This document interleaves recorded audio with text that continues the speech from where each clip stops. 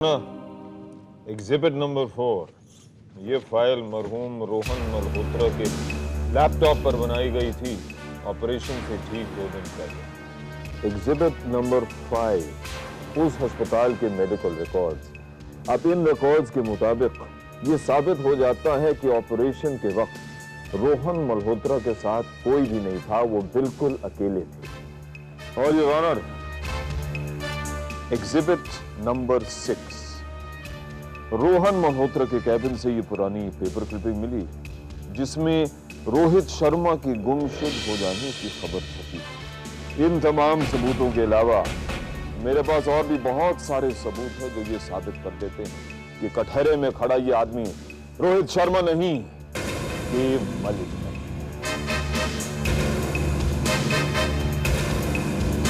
Thank you your honour.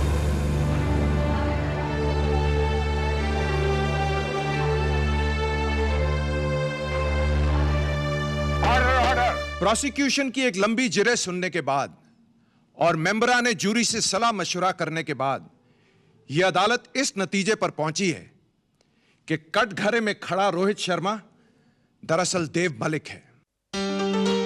भगवान तेरा लाख लाख शुक्र है। जिसका चेहरा रोहन मल्होत्रा ने अपने नापाक इरादों के लिए प्लास्टिक सर्जरी से बदला, वो चेहरा इत्तेफाक से एक कुख्यात क्रिमिनल रोहित शर्मा का था और इस चेहरे की वजह से देव मलिक रोहित शर्मा की साजिशों का शिकार हुआ। I strongly object, Your Honor. Defence council के मुताबिक ये आदमी देव मलिक नहीं है, ये रोहित शर्मा है।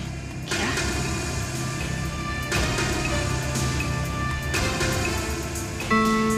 अदालत 1 घंटे के लिए मुलतवी की जाती। लंच ब्रेक के बाद अदालत डिफेंस काउंसिल के ऑब्जेक्शन पर बात करेगी।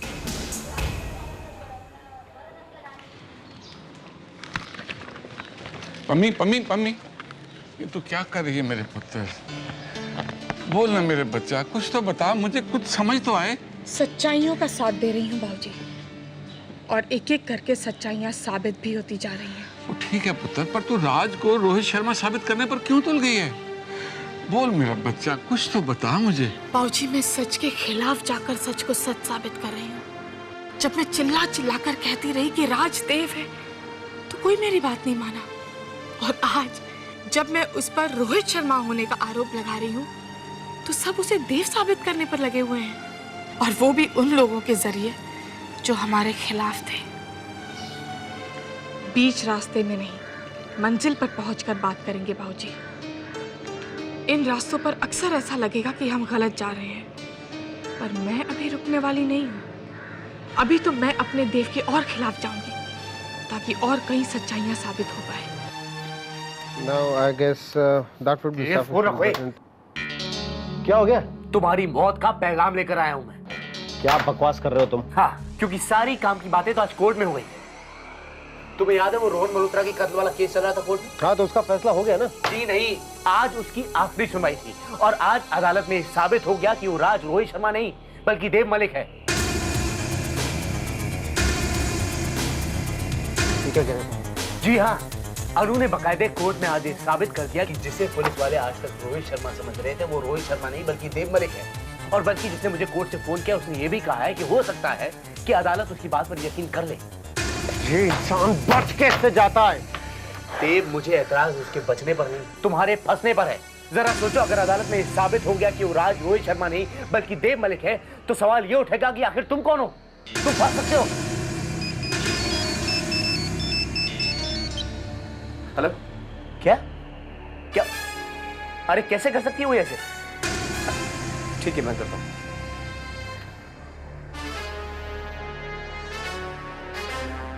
देव, पम्मी कोर्ट में अपना केस खुद लड़ रही है और वो अचानक राज के खिलाफ हो गई है। वो कह रही है कि राज ही रोहित शर्मा है।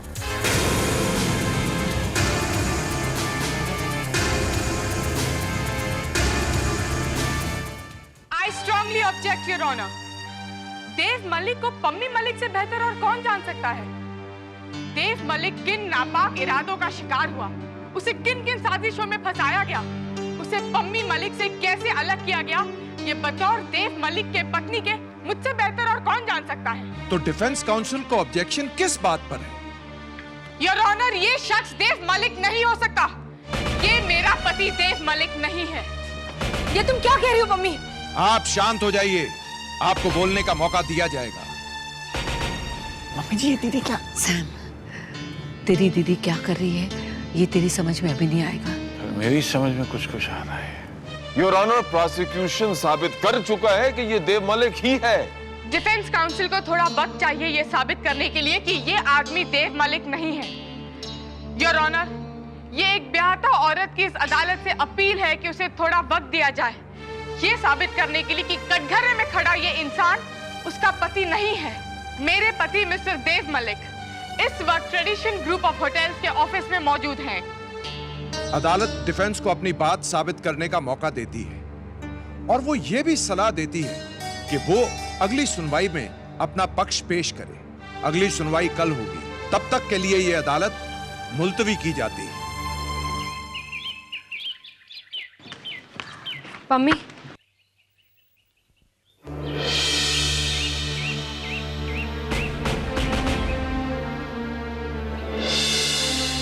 तुम ऐसा क्यों कर रही हो मम्मी?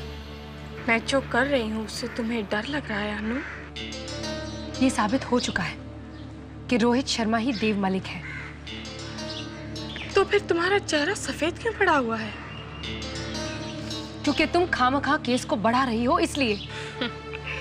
परेशानियों से नहीं, खौफ से चेहरा सफेद पड़ता है। तुम जानती हो अनु कि मैं ये साबित कर दूंगी कि देव रोहित शर्मा है। लेकिन क्या मिलेगा तुम्हें इस सब से?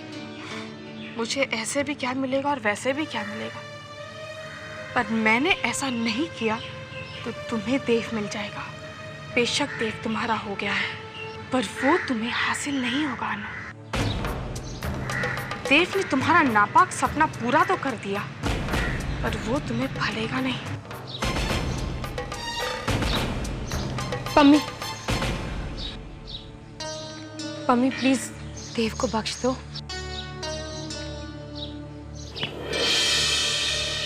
तुम्हें मम्मी पर कभी रहम आया है अनु?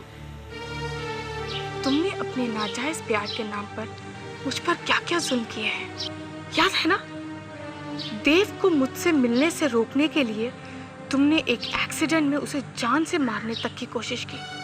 अब मैं भी अपने जायज प्यार के नाम पर वही करने जा रही हूँ। तुम्हारी वो करतूतें अगर जायज थी तो मेरा ये कर्म भी उचित है अनु। तुम्हारी जिद्दी हसरतों को तो मैं रोहित शर्मा की मौत मारूंगी। तुम मातम मनाने की तैयारी शुरू कर दो अनु।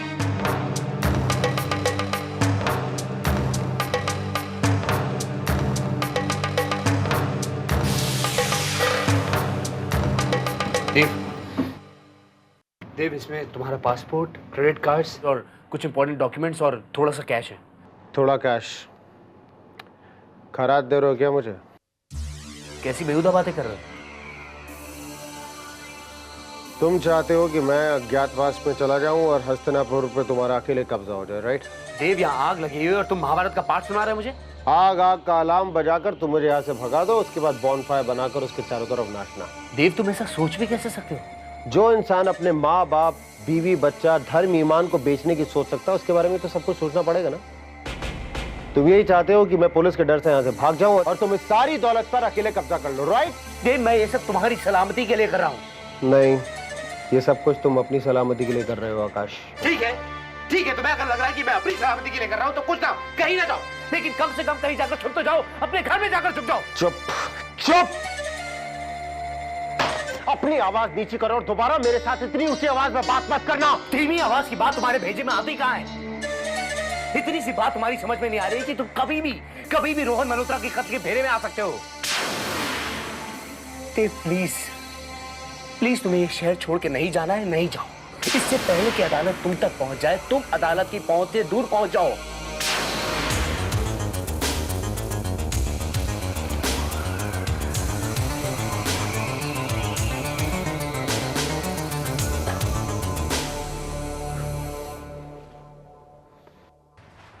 Excuse me.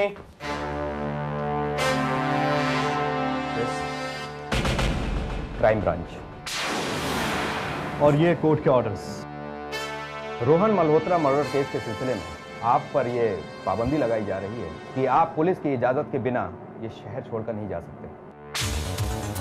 कोर्ट में अगली सुनवाई के दिन आपको वहाँ मौजूद रहना। आप अपना पासपोर्ट हमें दे दीजिए।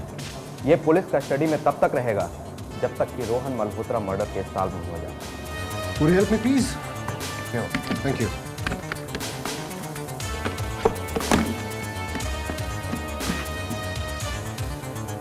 और कोई सेवा? Thank you. Thank you.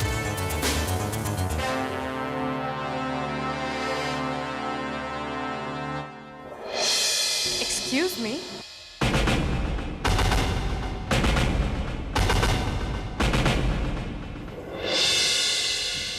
आमना सामना तब कई बार होना। ऐसे कोर्ट में हाजिर होने का नोटिस तो तुम्हें मिल ही गया है। तुम मुझे धमकाने आई हो?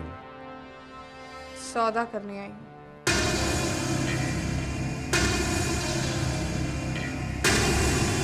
बात तुम समझ नहीं आई। समझाती हूँ। तो तुम कोर्ट में मुझे रोहित शर्मा साबित करोगी? कोर्ट में मैं तुम्हें इसलिए पेश करना चाहती हूँ ताकि तुम्हारे जरिए मैं उस राज को रोहित शर्मा साबित कर पाऊँ। तुम राज से बहुत ज्यादा प्यार करती हो, ऐसा तुम हरगिज नहीं कर सकती। बेशक मैंने राज से प्यार किया था क्योंकि वो मेरा देव है, पर उसने क्या किया मेरे साथ?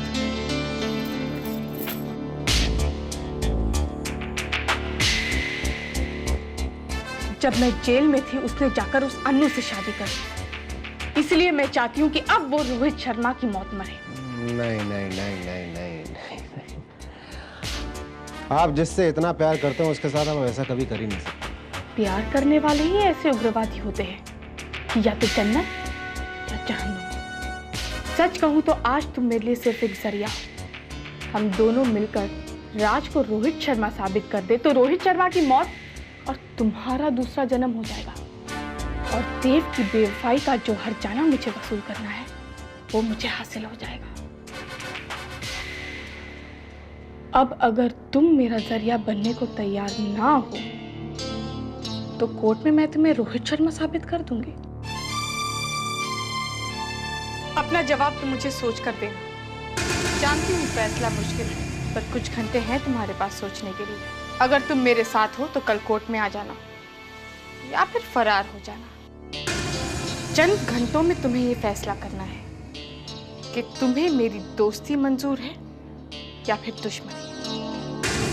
पर हाँ, उस देव मलिक से मेरी दुश्मनी तय है। मैंने तो उसकी विधवा बनने की तैयारी भी शुरू कर दी है। देखना चाहोगे तुम?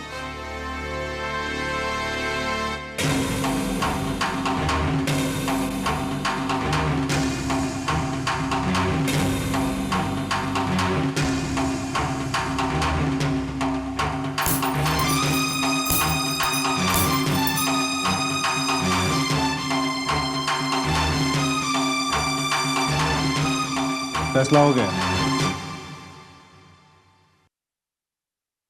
मैं कल कोर्ट आ जाऊंगा।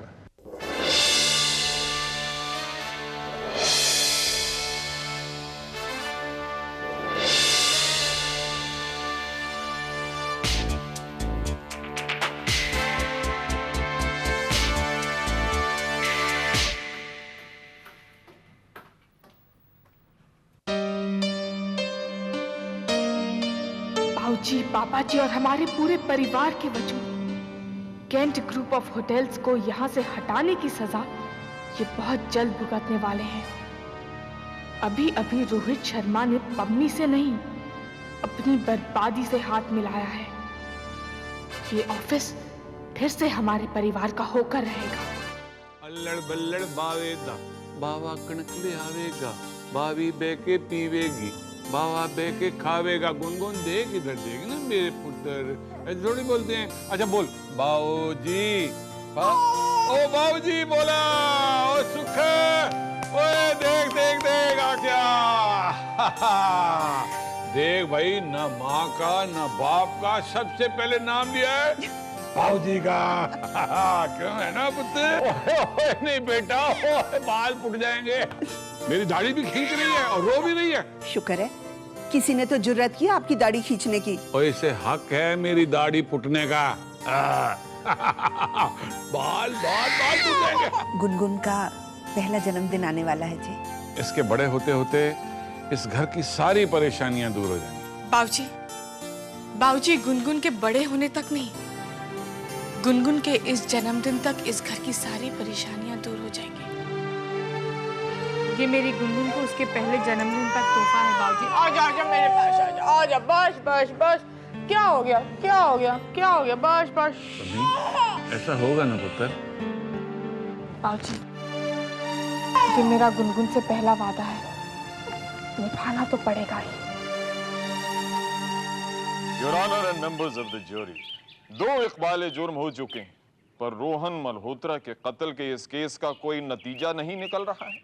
योर ऑनर, मुझे यकीन है कि प्रोसिक्यूशन मेरी इस बात से इत्तेफाक करेगा कि जिस केस में 2 अलग अलग लोगों ने इकबाल जुर्म किया हो, वो केस काफी संगीन होता है।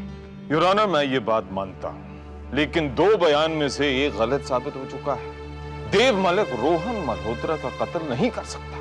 योर ऑनर, मैं भी इसी बात को मानती हूँ कि देव मलिक ने रोहन मल्होत्रा का खून नहीं किया है। तो फिर बहस किस बात की? देव मलिक को बरी कर दिया जाए। कमाल है, जब देव मलिक को अरेस्ट ही नहीं किया गया तो उसे बरी करने की बात कहां से आ गई?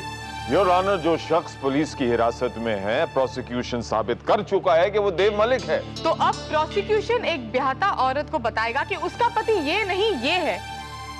इस अदालत में मौजूद सारी औरतों से मेरी गुजारिश है कि वो प्रोसिक्यूटर साहब से बच कर रहें, क्योंकि हो सकता है कि जिसे आप अब तक अपना पति मानती हैं, जिसके साथ आप पूरी जिंदगी गुजार चुकी हैं, प्रोसिक्यूटर साहब अचानक कह दें कि वो आपके पति है ही नहीं। I strongly object, Your Honor. Objection sustained. Sorry your honour. अब मैं इस अदालत को, यहाँ मौजूद तमाम लोगों को और खासकर प्रोसिक्यूशन को अपने पति से मिलवाना चाहती हूँ।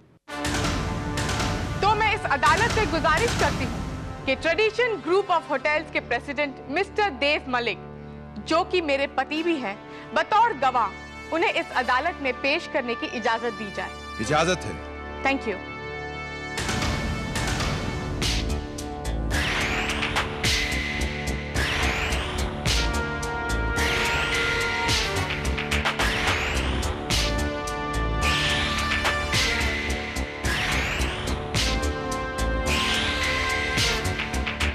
माफ कीजिएगा मिस्टर मलिक, आपको यहाँ आने की तकलीफ थी। मैं जानती हूँ आपने कैन ग्रुप ऑफ होटल्स को बचाने के लिए उसे एक नया नाम दिया, और उस ट्रेडिशन ग्रुप ऑफ होटल्स को खड़ा करने में भी आप बहुत बिजी होंगे। जी हाँ, जिम्मेदारी काफ़ी है आजकल, लेकिन मेरे पास 3 ऐसे कारण थे यहाँ पे आने के लिए जिनको कि नकारा नहीं जा सकता।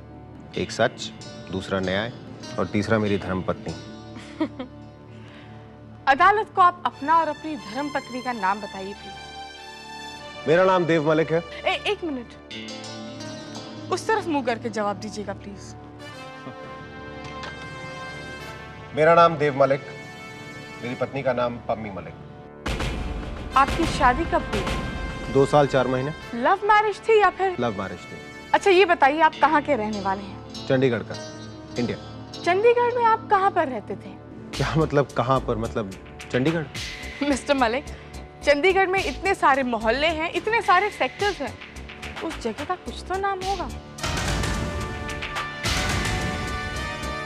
योर ऑनर, गवाह को जगह का नाम तक नहीं पता। होता है योर ऑनर, ऐसा होता है, कभी कभी आप भूल जाते हैं। डिफेंस में proceed. Thank you your honour. अच्छा अब आप ये बताइए कि चंडीगढ़ में आप किस स्कूल में पढ़ते थे? एक्चुअली खालसा पब्लिक स्कूल मेरे ख्याल से। Exactly, Khalsa public school. या I object your honour. Defence गवाह के मुंह में जवाब ठूस रही है। Objection sustained. Thank you. अच्छा अब ये बताइए मिस्टर मलिक कि चंडीगढ़ में आपके और कौन कौन से रिश्तेदार रहते हैं? अभी याद नहीं आ रहा है, वो काफी साल पहले की बात है। तो योर ऑनर, ऐसा लगता है कि देव मलिक खुद देव मलिक के बारे में कुछ भी नहीं जानता। लगता है कि शायद ऐसा भी होता है। हाँ ऐसा होता है, ऐसा हो सकता है योर ऑनर, कभी कभी एकदम से याद नहीं आता।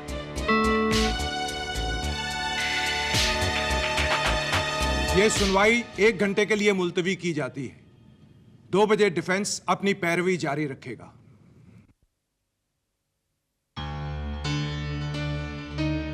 ये सब क्या गड़बड़ कर रहे थे तुम? मुझे लगा कि देव मलिक बनने से पहले तुमने पूरी रिसर्च की होगी, सब कुछ जानते होगे तुम। क्या करूं मैं? देव मलिक के बारे में जितना मैं लंदन में पता कर सकता था उतना मैंने कर लिया, लेकिन चंडीगढ़ की जिंदगी के बारे में नहीं जानता कुछ भी। तो मुझे पहले बताना चाहिए था। ठीक है, अब मैं तुमसे चंडीगढ़ के बारे में ज्यादा सवाल नहीं करूंगी, बल्कि कोई सवाल ही नहीं करूंगी। अपने गवाहों के जरिए ये साबित करूंगी कि तुम देव मलिक हो। देखो, जिस गवाह को मैं अब बुलाऊंगी उनका नाम सोहनलाल सूरी है। वो चंडीगढ़ में तुम्हारे पड़ोसी थे। तुम बचपन में उन्हें टॉफी अंकल कहते थे क्योंकि वो रोज शाम को तुम्हारे लिए टॉफी लाते थे। अब इतना तो याद रख सकते हो ना? हाँ, सोहनलाल सूरी, टॉफी अंकल, पड़ोसी। Yes, thank you.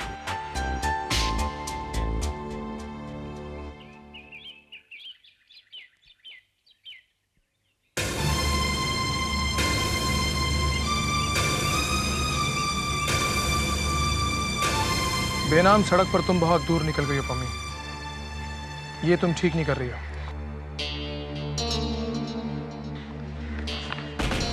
मुझ पर से बिल्कुल भरोसा उठ गया है ना तुम्हारा, और तुमने मुझे जानबूझकर आज सुनवाई में नहीं आने दिया।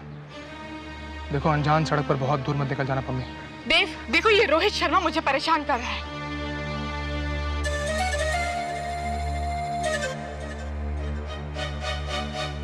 लोगों के साथ अदब से पेश आना सीख लो, खासतौर से मेरी बीवी के साथ, वरना कानून तो तुम्हें बाद में सजा देगा, पहले मैं सजा दे दूंगा। समझ में आई बात?